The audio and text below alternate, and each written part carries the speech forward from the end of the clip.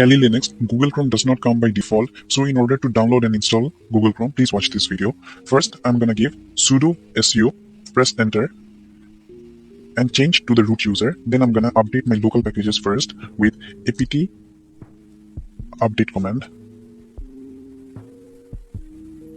After my update is done, I will go to my browser, open a new tab, and type in download Google Chrome. Press enter.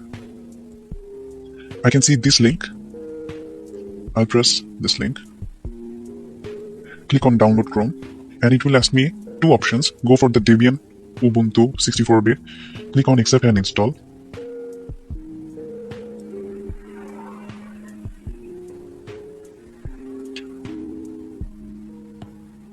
Now I can see that my Google Chrome has downloaded in the downloads directory. I will move to the downloads directory with the cd command. And I can see that this is my Google Chrome file. First, I will change the permission to make it executable. I will type in chmod +x and the name of my file. Then I'll clear my screen so that you can understand better. Then I will type in dpkg space -i and the name of my file.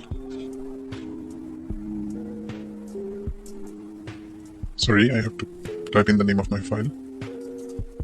So I will copy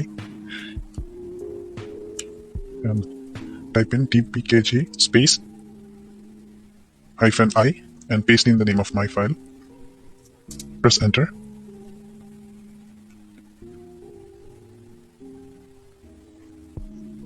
After the installation has gotten finished, click on this Khali Linux button and type in Google Chrome.